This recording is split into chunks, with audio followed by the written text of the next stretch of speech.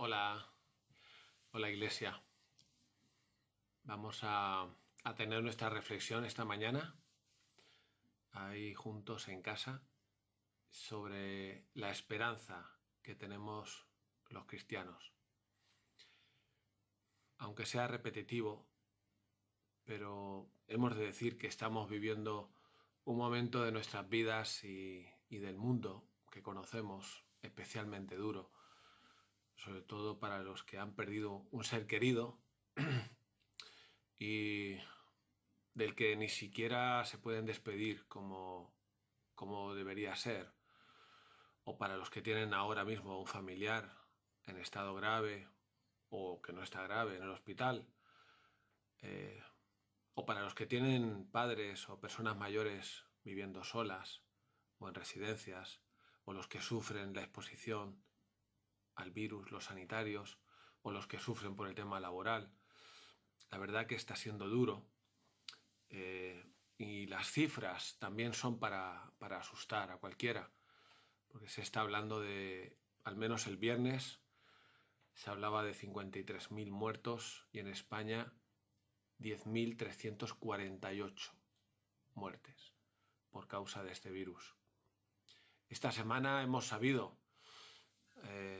de algunos conocidos y también hermanos en la fe, queridos, que han fallecido por causa del coronavirus.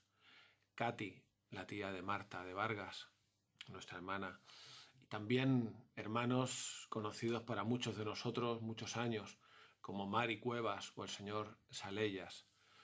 Ambos ejemplo de fidelidad al Señor y que ahora sabemos que está con Él. También el padre de Cristina Dalmau falleció esta semana.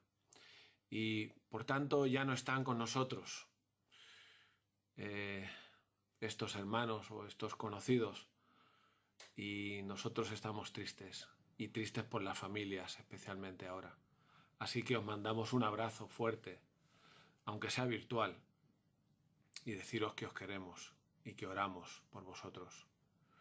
Otros están esta semana muy graves, como hemos dicho, y quizá no lo superen, quizá otros sí lo superen.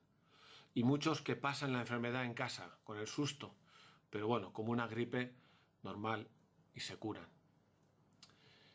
Así que, como decía, es un tiempo duro que nos toca vivir. Hay una noticia de esta semana que quizá te ha pasado desapercibida, entre tantas noticias que hay, ¿no? Y es que la ciudad de Valencia declara la situación de duelo. Como sabes, el gobierno declaró el estado de alarma en el que estamos. Pero es curioso que una ciudad declare situación de duelo. Han apagado la luz de todos los monumentos, han hecho ondear las banderas en los lugares oficiales, edificios oficiales, a media asta. Y aunque es verdad que no estamos preparados para sufrir por todo lo que pasa y es normal, y no tenemos que hacerlo porque si no nos hundiríamos y por eso necesitamos evadirnos, por otro lado, me ha gustado que esta ciudad declare la situación de duelo. No es que interese mucho lo que a mí me guste o deje de gustar, pero me parece que toca estar tristes, toca estar de duelo, toca llorar. No es tiempo para el cachondeo continuo, como si no pasara nada a nuestro alrededor. Estamos en duelo.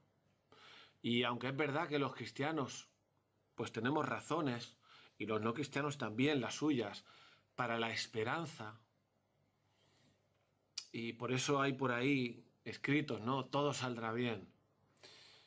Pues, y aunque buscamos la manera de sacarle el lado positivo y ver las enseñanzas que las situaciones pueden traernos, y está bien hacerlo, pero a veces sencillamente tenemos que estar tristes. Hay tiempo para todo. Ahora es tiempo de estar tristes, al menos en algunos momentos, y llorar, y dejar llorar a quien tenga que llorar sin decir nada. Como Jesús, él lloró, ¿os acordáis?, frente a la tumba de su amigo Lázaro, sabiendo que lo iba a resucitar. Lloró porque la muerte es una tragedia, es algo doloroso. Tenga la edad que tenga el que falleció, si tuvo o no tuvo patologías previas, eso da igual. A veces parece que esos datos nos ayuden a tranquilizarnos un poco, pero la muerte es la muerte.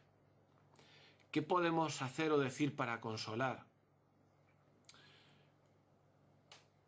a los que han perdido un ser querido, por ejemplo, están sufriendo? ¿Qué podemos hacer? Dejarles llorar. Es lo que toca. A veces la gente se empeña en no dejar llorar. Pues si hay que llorar, hay que llorar. O en expresar el sentimiento que se tenga.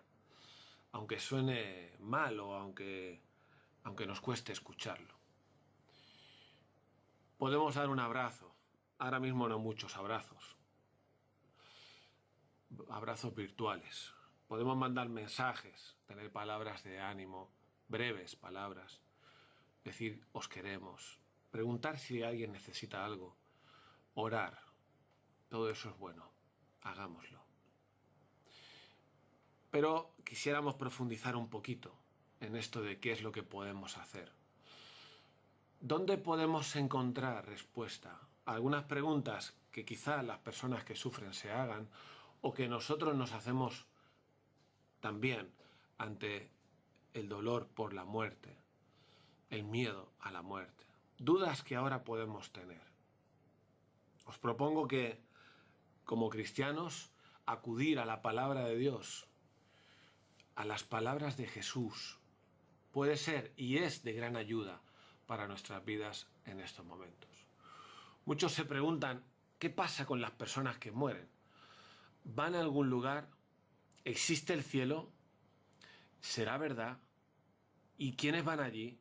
¿Y va todo el mundo? ¿O van unos pocos? ¿O solo los de cierta religión?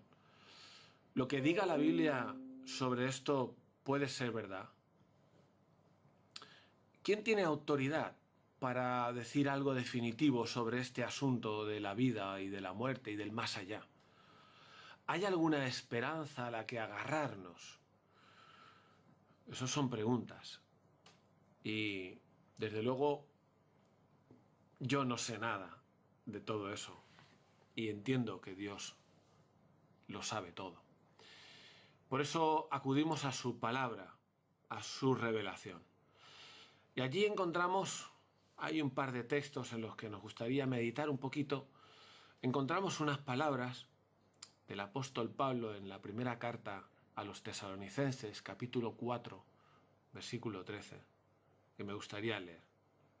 Dice así: tampoco queremos, hermanos, que ignoréis acerca de los que duermen, para que no os entristezcáis como los otros que no tienen esperanza. Fíjate, era una situación en aquella iglesia que se estaba dando, y es que algunos hermanos de la iglesia habían muerto, habían fallecido, y los demás tenían sus preguntas sobre el hecho de la muerte y todo lo que hemos dicho antes. Y Pablo les está diciendo, fijaos las palabras, no quiero que os entristezcáis como los que no tienen esperanza. Es decir, entristecerse sí, eso es lo normal, lo correcto, y llorar, pero no como aquellos que no tengan esperanza. ¿Por qué? Porque los cristianos tienen esperanza. Hay una esperanza. Y fíjate cómo acaba, no sé si tienes tu Biblia abierta, pero si la tienes, míralo. El versículo 18 de este capítulo 4 de Primera Tesalonicenses acaba, después de explicar en qué consiste la esperanza, acaba diciendo, por tanto, alentaos los unos a los otros con estas palabras. Alentaos. Así es que cuando la Biblia habla de la esperanza, concluye que esa enseñanza sobre la esperanza debe de servir para que tengas aliento, ánimo. Han de servir para eso. En otra situación también dura, en la que en este caso Jesucristo iba a ser crucificado, pues unos momentos antes, en los que él estaba con sus discípulos, sabiendo él que le iban a arrestar, a juzgar, a crucificar. Él está allí con su gente, sus discípulos, con los que había estado 3 años, que le habían visto hacer sus milagros, y que cuando muriera a Jesús y lo azotaran y desapareciera 3 días, todo se les iba a venir abajo y no sabrían cómo afrontar ese momento, ¿no? Y él tiene unas palabras que podemos encontrar en Juan 14, versículo 1. Podemos buscarlas allí. No se turbe vuestro corazón. ¿Creéis en Dios? Creed también en mí. En la casa de mi Padre muchas moradas hay. Si así no fuera, os lo hubiera dicho. Voy pues a preparar lugar para vosotros. Y si me fuere y os preparare lugar, vendré otra vez y os tomaré a mí mismo, para que donde yo estoy, vosotros también estéis. Fijaos, antes de pensar en cuál es esa esperanza, fijaos que lo que nos está diciendo es: no se turbe vuestro corazón. Jesús tiene claro que ante la muerte, la tragedia, la incertidumbre, el corazón se desconcierta, se trastorna, se altera, se turba, usando la palabra de Jesús. Pero él dice: no se turbe vuestro corazón. Así que por eso vamos a las palabras de Jesús y de Dios y de Pablo en la Biblia, porque lo que nos ayudan es a pensar o a entender que sí que hay esperanza, y que esa esperanza trae a nuestro corazón quietud, tranquilidad.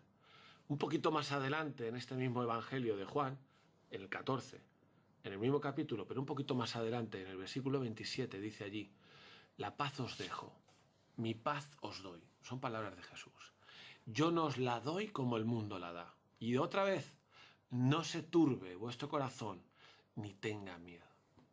Así que esta es la primera idea que debemos de sacar de nuestra reflexión hoy.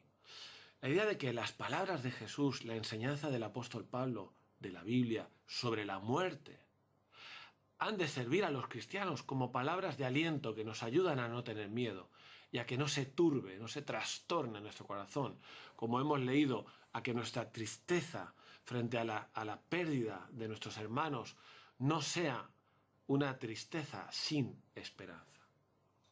Ahora, nos interesa mucho saber en qué consiste esa esperanza de la que habla la Biblia, que ha de servir para no tener miedo y que no se turbe nuestro corazón, para alentarnos. Así que vamos a seguir leyendo en el primer texto que os propusimos, Primera de Tesalonicenses 4. Seguimos a partir del versículo 14, donde dice: esta es la esperanza, porque si creemos que Jesús murió y resucitó, así también traerá Dios con Jesús a los que durmieron o murieron en él. Versículo 16. Porque el Señor mismo, el Señor Jesús, con voz de mando, con voz de arcángel, con trompeta de Dios, descenderá del cielo, y los muertos en Cristo resucitarán primero.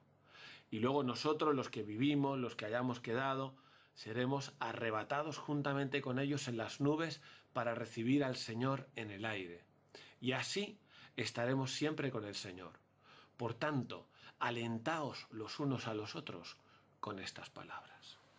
Aquí, en este texto, lo que vemos es que la esperanza consiste en algo que ha de ocurrir un día futuro con aquellos que han fallecido, que son nuestros hermanos.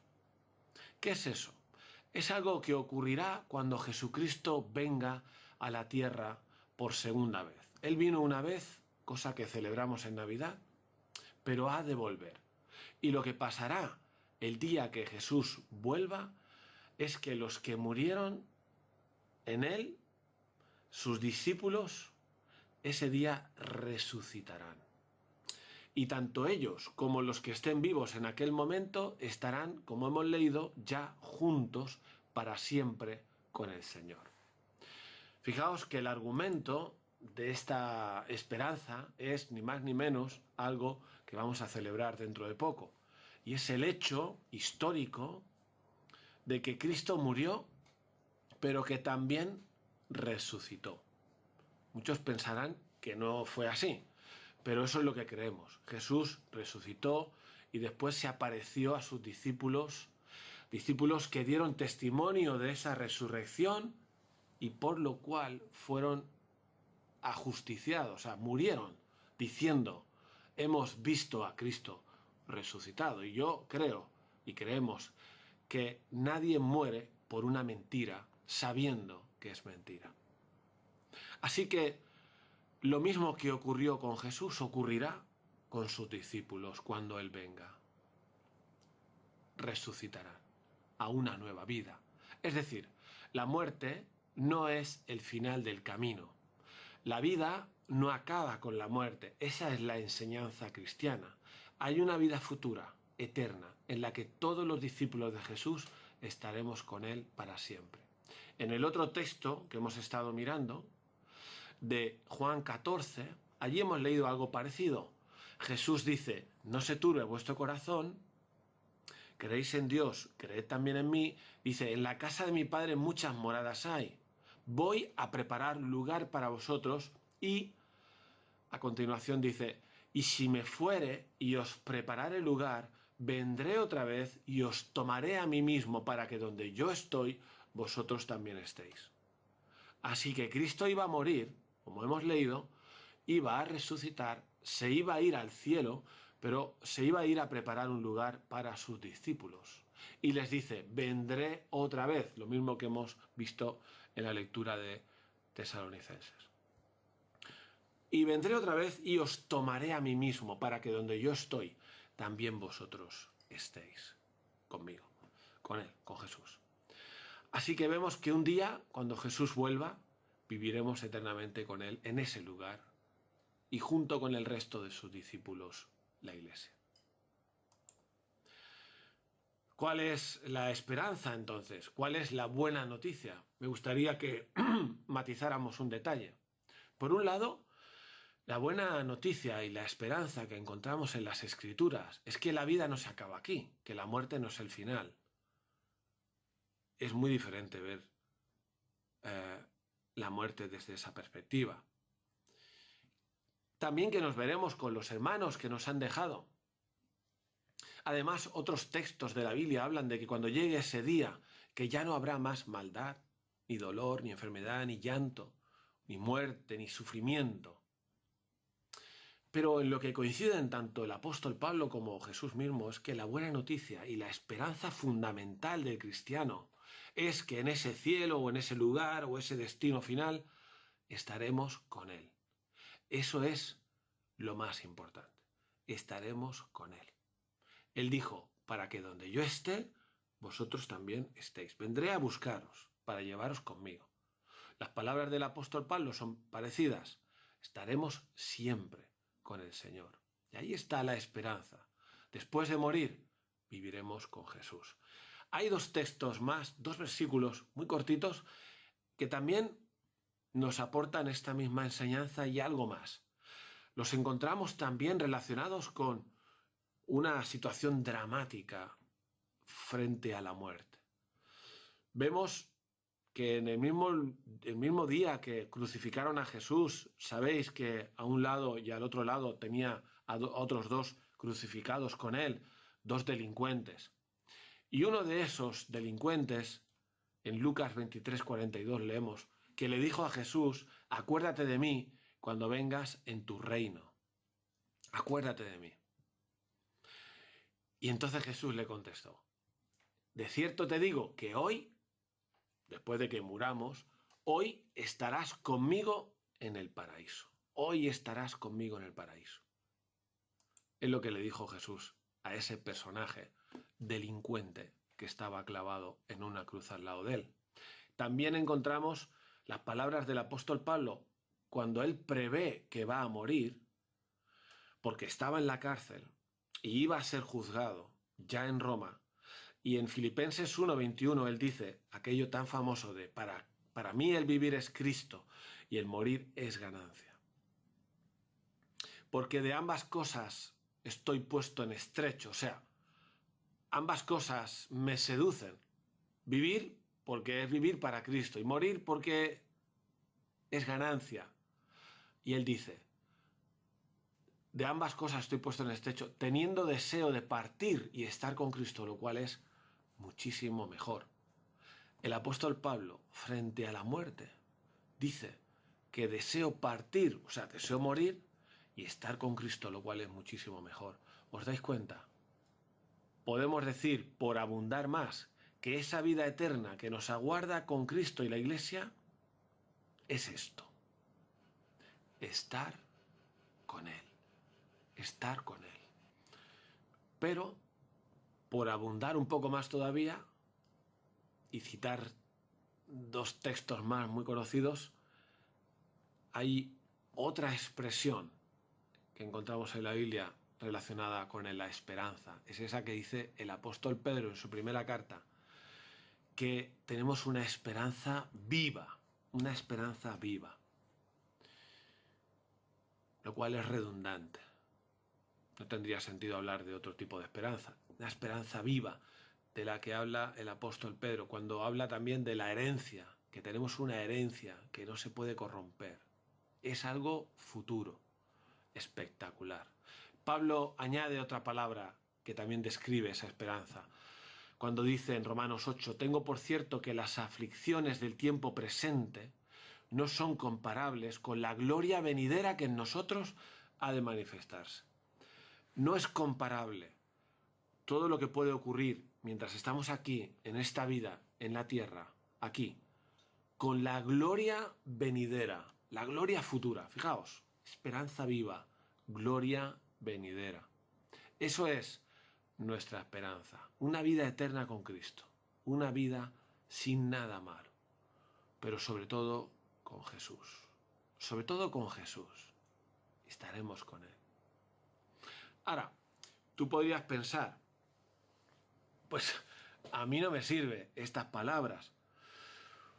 A mí qué me importa ese tal Jesús y estar con Él. Bueno, ese es el derecho de cada uno.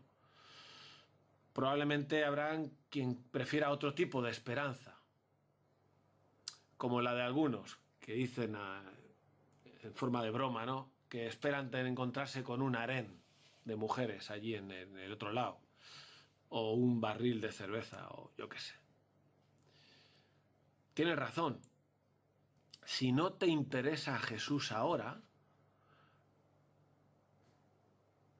pues tampoco te importa mucho que cuando mueras vas a estar con Él o no vas a estar con Él. Y estas palabras de esperanza para nosotros probablemente no supongan ningún aliento en tu vida, incluso aunque seas cristiano, porque puedes denominarte cristiano, pero que Jesús no te interese ahora. Puede ocurrir, porque a veces somos simplemente religiosos del domingo, pero no amamos a Jesús ni queremos estar con Él ahora. Entonces, ¿para quién es esta esperanza? ¿Qué tengo que hacer para tener esa esperanza futura? ¿Tienes que ser evangélico? ¿Tienes que portarte bien? ¿Tienes que apuntarte a alguna otra religión cristiana o no cristiana? ¿Ser de derechas o ser de izquierdas?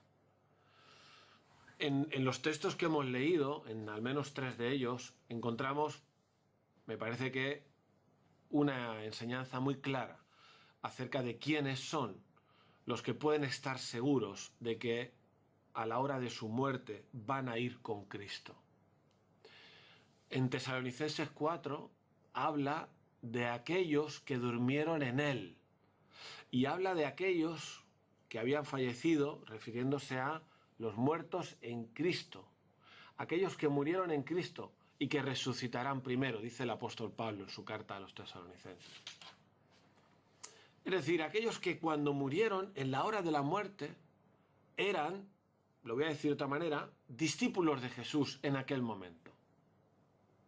Y las palabras de Jesús en el Evangelio, Juan 14, también se refieren a sus discípulos. Se refieren a sus discípulos. porque está hablándoles a ellos.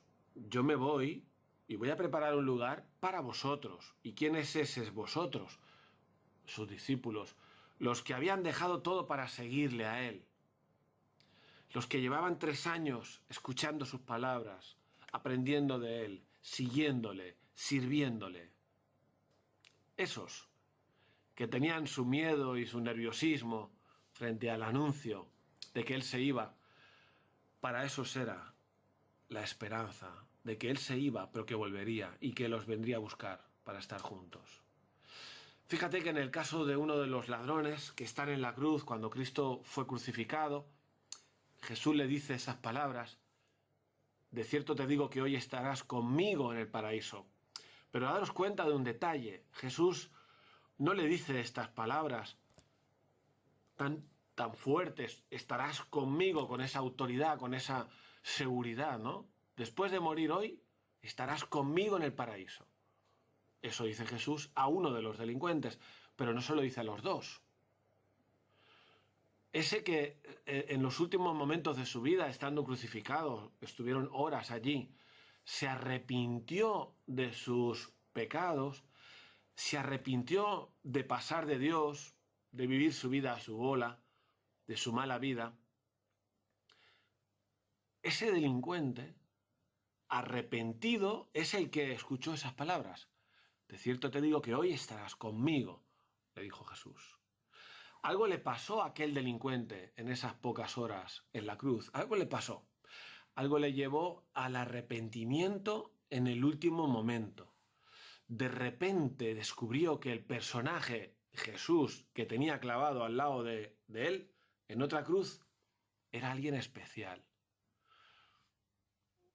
Y por eso le dijo lo de acuérdate de mí cuando vengas en tu reino. Había cambiado.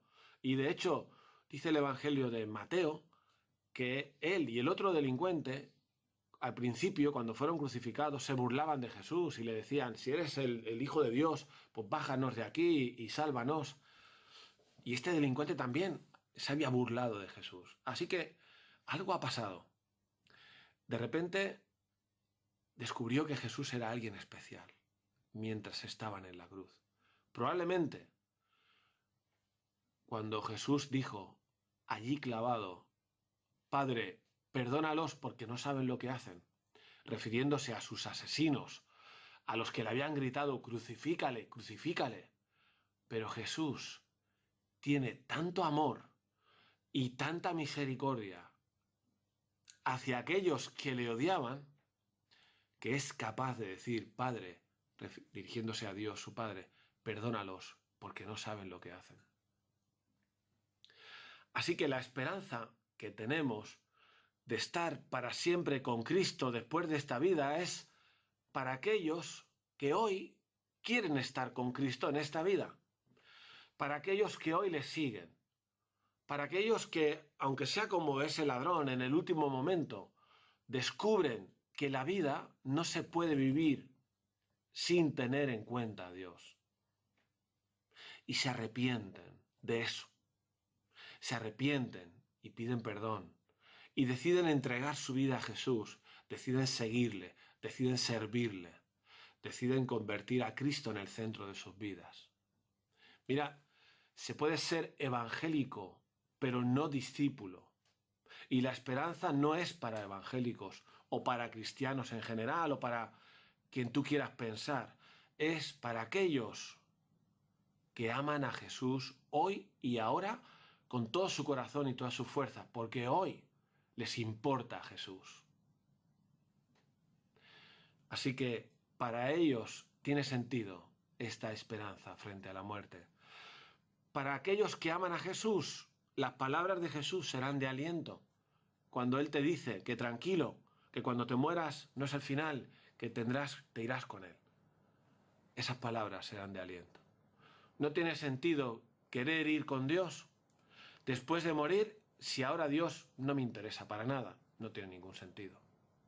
Y de hecho, según el Evangelio, eso no será así. Mira, piensa, Jesús te ama, lo mismo que amaba a aquellos que le crucificaron y que la semana que viene vamos a recordar.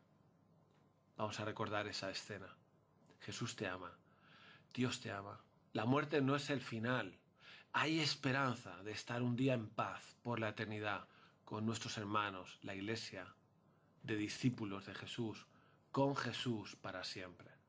Pero tienes que buscar a Dios ahora, conocerle a través de la Biblia, de los Evangelios, de las palabras de Jesús, y que Él se convierta para ti en la persona más especial, como ocurrió con aquel delincuente en la cruz, que se convierta en el centro de tu vida.